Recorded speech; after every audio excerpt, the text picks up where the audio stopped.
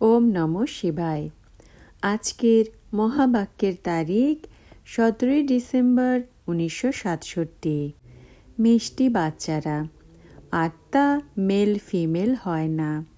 যখন শরীর ধারণ করে তো মেল ফিমেল বলা হয়। আত্মারা সব হলো বাচ্চা, তো ভাই ভাই বলা হয়।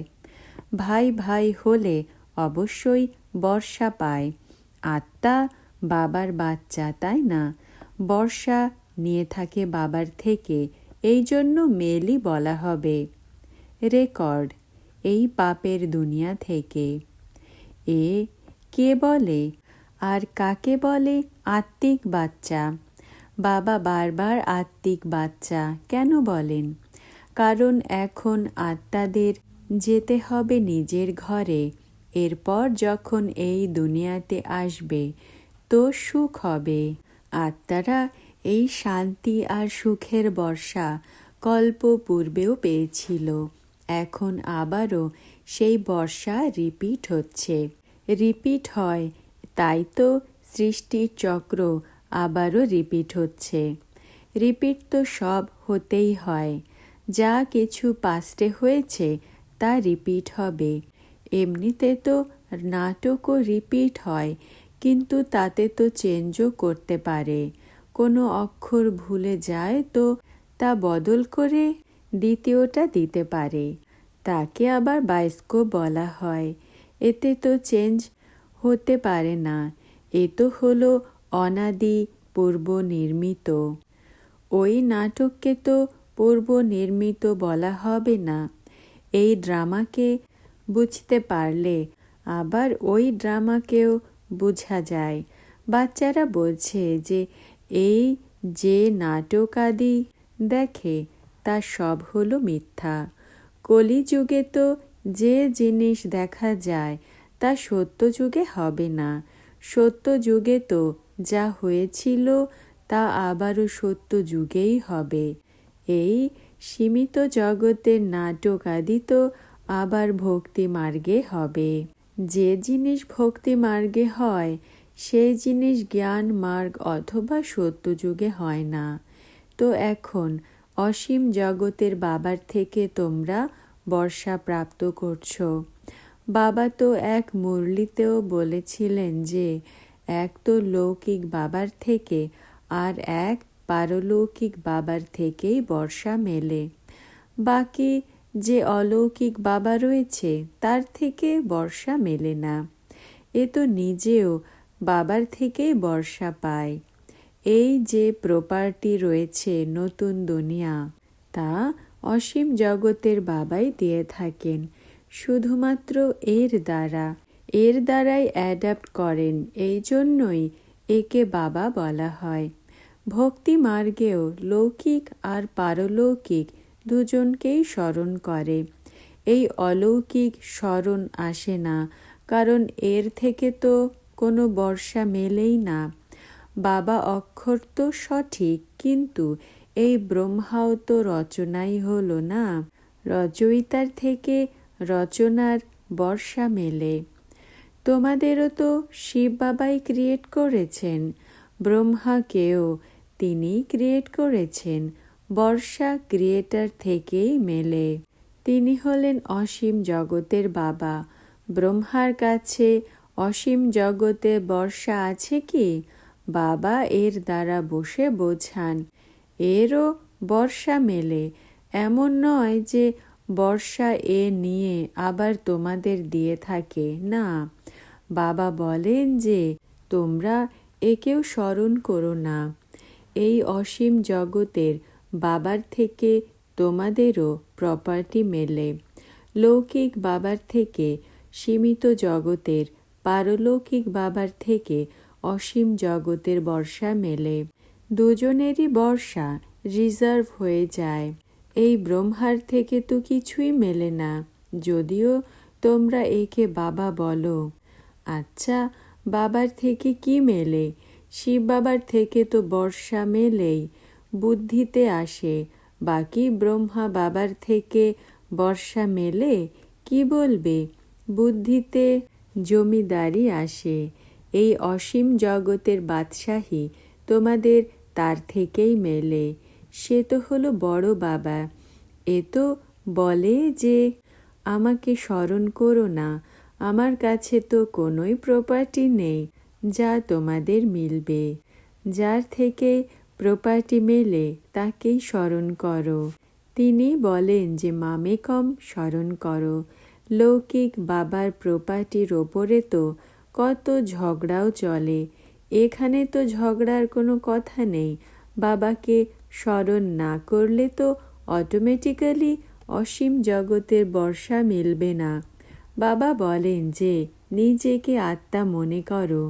নিজের রথকেও বলেন যে তুমি নিজেকে আত্মা মনে করে আমাকে স্মরণ করো, তো তোমারও বিশ্বের বাদশাহী মিলে যাবে। একেই বলা হয় স্মরণের যাত্রা। দেহের সব সম্বন্ধকে ছেড়ে নিজেকে দেহি মনে করতে হবে। এতেই পরিশ্রম রয়েছে। পড়ার জন্য কোনো না কোনো পরিশ্রম তো হওয়া চাই, তাই না? এই স্মরণেরই যাত্রার দ্বারা তোমরা পতীত থেকে পাবন হও।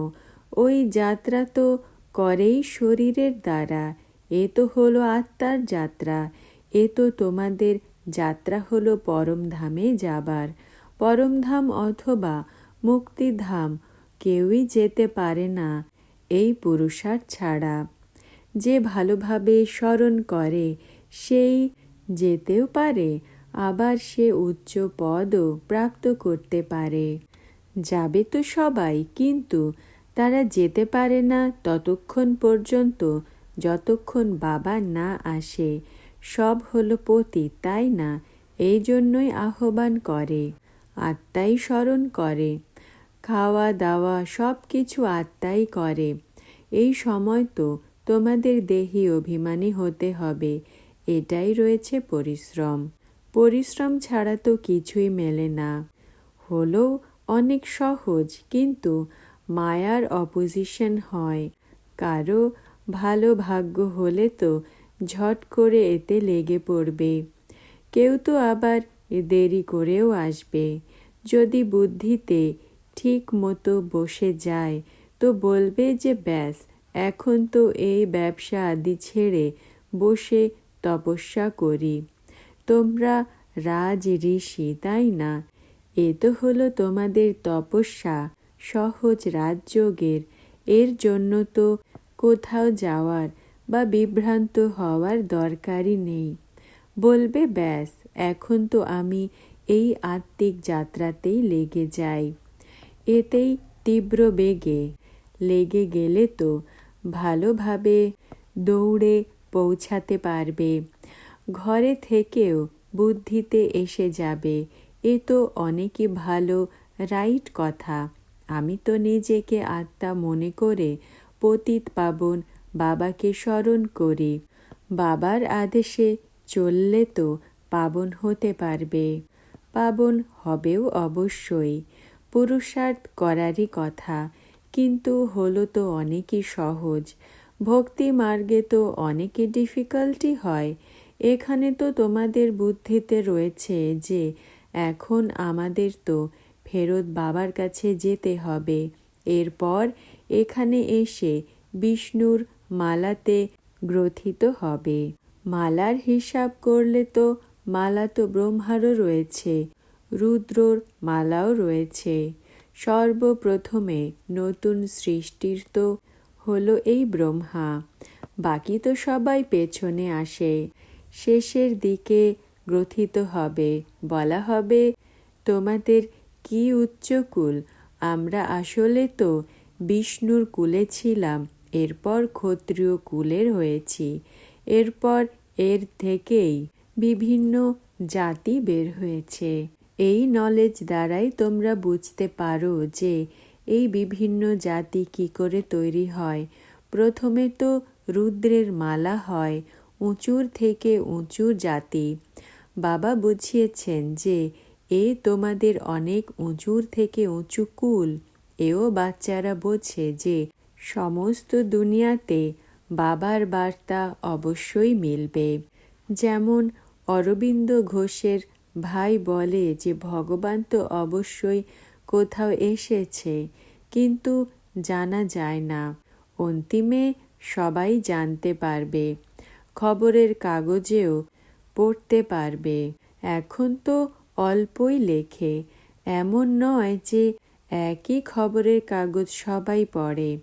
লাইব্রেরিতে পড়তে পারে, কেউ তো 2-4টেও পড়ে, কেউ তো একদমই পড়ে না।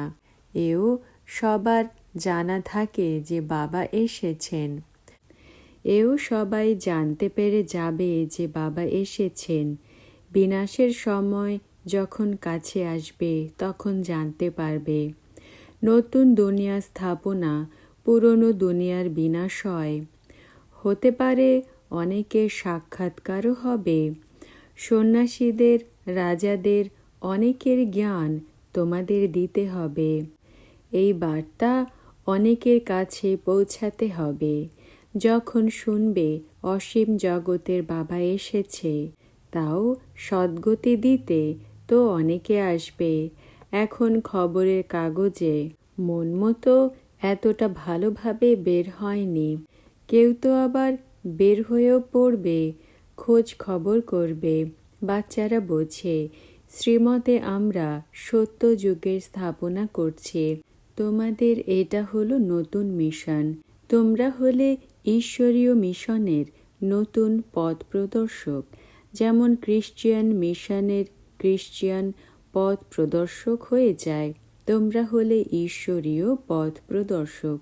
এই জন্য গায়ন রয়েছে, অতি ইন্দ্রিয় সুখ গোপ গোপীদের কাছে জিজ্ঞাসা করো, যারা আত্ম অভিমানী হয়েছে। এক বাবাকেই স্মরণ করতে হবে, অন্য আর কেউ নয়। গায়ন তো রয়েছে না, ভারতের প্রাচীন রাজযোগও গায়ন করা হয়। এর দ্বারাই বাবা নতুন দুনিয়া স্থাপনা করেন। তাকে আমরা জানতে চাই, অনেকের টাচ হবে। যে বোঝাবে সেও প্রবীণ হবে। এই রাজযোগ এক বাবাই শেখান, সেই গীতার ভগবান। সবাইকে এই বাবার নিমন্ত্রণ বা বার্তা পৌঁছে দিতে হবে। বাকি সব কথা হলো জ্ঞানের শৃঙ্গার নাকি ভক্তির। এই বাবা বসে বানিয়েছেন মানুষকে বোঝানোর জন্য। এই চিত্র আদি তো প্রায় লোপ হয়ে যাবে। বাকি এই জ্ঞান আত্মাতে থেকে যায়। বাবারও এই জ্ঞান রয়েছে, ড্রামাতে নিহিত রয়েছে। এখন তোমরা ভক্তিমার্গ পাস করে জ্ঞান মার্গে এসেছ। তোমরা জানো আমাদের আত্মাতে এই পার্ট রয়েছে, যা চলছে, নিহিত ছিল, যা আবারও আমরা রাজযোগ শিখছি বাবার থেকে। বাবাকেই এসে এই নলেজ দিতে হতো। এও এখন তোমরাই বোঝো, আত্মাতে নিহিত রয়েছে। সেখানে গিয়ে পৌঁছাবে, এরপর নতুন দুনিয়ার পার্ট রিপিট হবে। আত্মার সমস্ত রেকর্ড এখন তোমরা বুঝে গেছো, শুরু থেকে শেষ পর্যন্ত। এরপর এই সব বন্ধ হয়ে যাবে। ভক্তিমার্গের পার্টও বন্ধ হয়ে যাবে। এরপর যা তোমাদের অ্যাক্ট সত্য যুগে চলে তাই চলবে।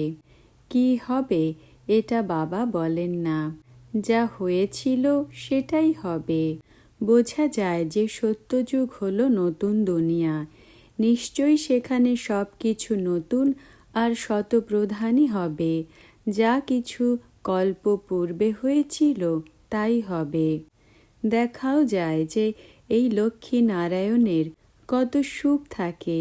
হীরে জহরত আদি ধন অনেক থাকে। ধন রয়েছে তো সুখও রয়েছে। এখানে তোমরা পার্থক্য করে দেখতে পারো, সেখানে করতে পারবে না। এখানকার কথা সেখানে সব ভুলে যাবে। এ হলো নতুন কথা, যা বাবাই বসে বাচ্চাদেরকে বোঝান, আত্মাদের সাথে কথা বলেন। শরীরের যখন নাম পড়ে তো সেই অনুযায়ী কাজবাজ চলে। এখন তো তোমরা আত্মাদের সেখানে যেতে হবে যেখানে সমস্ত কাজবাজ বন্ধ হয়ে যায়। হিসাব নিকাশ সব যুক্ত হতে হয়। রেকর্ড সম্পূর্ণ হয়ে যায়। একই রেকর্ড হলো অনেক বড়। তারা বলবে যে তাহলে তো আত্মাও এতটা বড় হওয়া উচিত, কিন্তু নয়। এত ছোট আত্মাতে এত বড় রেকর্ড ভরা হয়েছে। এও হলো ওয়ান্ডার। এই কথা এখন তোমরাই শোনো, আর কেউ শোনাতে পারে না।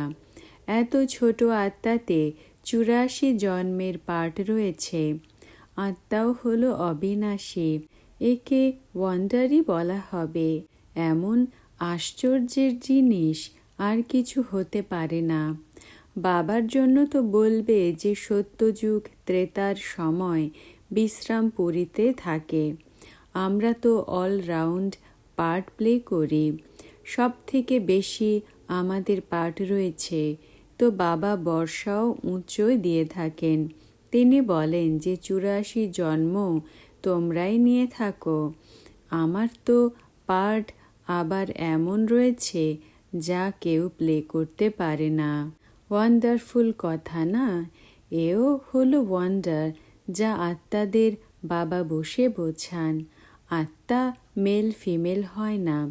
যখন শরীর ধারণ করে তো মেল ফিমেল বলা হয়। আত্মারা সবাই হলো বাচ্চা, তো ভাই ভাই বলা হয়। ভাই ভাই হয় অবশ্যই বর্ষা পাওয়ার জন্য। আত্মা বাবার বাচ্চা, তাই না? বর্ষা নিয়ে থাকে বাবার থেকে, এই জন্য মেলই বলা হবে। তা কখনো বদলায় না। বাকি শরীর কখনো মেল কখনো ফিমেলের নিয়ে থাকে। আত্মার বর্ষা মেলে বাবার থেকে, এই জন্য আত্মাকে মেলই বলা হবে। এ বড়ই বিচিত্র কথা বোঝার জন্য, আর কেউ কখনো শোনাতে পারে না। বাবার থেকে অথবা তোমরা বাচ্চাদের থেকে শুনতে পারে। বাবা তো তোমরা বাচ্চাদের সাথেই কথা বলেন। আগে তো সবার সাথে মিলতো, সবার সাথে কথাও বলতো। এখন কম করতে করতে শেষের দিকে তো কারো সাথেই কথা বলবেন না। সান শোজ ফাদার, তাই না? বাচ্চাদেরই পড়াতে হবে। তোমরা বাচ্চারাই অনেকের সার্ভিস করো। বাবা বোঝেন যে এ অনেককে নিজের সমান বানিয়ে নিয়ে আসে। এ বড় রাজা হবে, এ ছোট রাজা, এ প্রজা হবে। সেনাও হলে তোমরা, যারা সবাইকে রাবণের শিকল থেকে ছাড়িয়ে নিজের মিশনে নিয়ে আসে। যতটা যে সার্ভিস করে ততটা ফল মেলে। যে যত বেশি ভক্তি করেছে সেই বেশি হুঁশিয়ার হয়ে যায় আর বর্ষা নিয়ে নেয়। বুঝতে পারা যায়। ফাইনাল যখন হবে তখন রেজাল্ট বের হবে। একে আবার বলা হয় ভাবি বা ভাগ্য। এও হলো পড়াশুনো। ভালোভাবে পড়া না করলে তো ফেল হয়ে যাবে। পড়া হলো অনেক সহজ, বুঝতে হবে আর আবার বোঝাতেও হবে। ডিফিকাল্টের কোনো কথা নেই। কিন্তু রাজধানী স্থাপন হয়, তাতে তো সব চাই, তাই না? পুরুষার্থ করতে হবে, এতে আমরা উচ্চ পদ প্রাপ্ত করি। মৃত্যু লোক থেকে ট্রান্সফার হয়ে অমর লোকে যেতে হবে। যতটা পড়বে ততটা উচ্চ পদ প্রাপ্ত করবে। সমস্ত পড়ার ওপরে জোর রয়েছে। স্মরণের যাত্রা আর পড়া। বাবাকে ভালোবাসতে হয়, কারণ ভালোবাসার সাগর, তাই না? বাচ্চাদের ভালোবাসেন, যোগ্য বানিয়ে তোলেন। বর্ষা তো সবাইকে পেতে হবে। কেউ স্মরণ করে, কেউ করে না। কারো বোঝানোর অনেক নেশা থাকে। এ বড় টেম্পটেশন রয়েছে। কাউকে বলতে হবে যে এ হলো ইউনিভার্সিটি, এ হলো স্পিরিচুয়াল পড়াশুনো। এমন চিত্র আর কোনো স্কুলে দেখতে পাওয়া যাবে না। দিন প্রতিদিন বাড়তেই থাকবে। বাবার সংকল্প এসেছিল যে এমন চিত্র বানানো হবে যে মানুষ দেখলেই বুঝে যাবে সিঁড়ি হলো অনেক ভালো, বাকি দেবতা ধর্মের না হলে তো সে বুঝবে না। নিজের কুলের হবে তো ঝট করে বুঝে যাবে। যে দেবী দেবতা ধর্মের পাতা হবে সেই আসবে। তোমাদের ফিল হবে এ তো অনেক রুচির সাথে শুনছে, কেউ তো চলেও যাবে। যে ভালো ভক্তি করেছে সে বুদ্ধি দিয়ে শুনবে। আচ্ছা, ওম নমঃ শিবায়। আজকের বরদান, সপরিবর্তক ভব। ব্যাখ্যা: সদা এটা ভাবো যে যখন আমি হলামই বিশ্বের পরিবর্তন করার নিমিত্ত, তো নিজেকে পরিবর্তন করা এমন কি বড় কথা, তো সাথে সাথেই পরিবর্তন করার শক্তি এসে যাবে। কি করে হবে, কি হবে, হবে বা হবে না, এই কোয়েশ্চেন উঠবে না। ওম নমঃ শিবায়।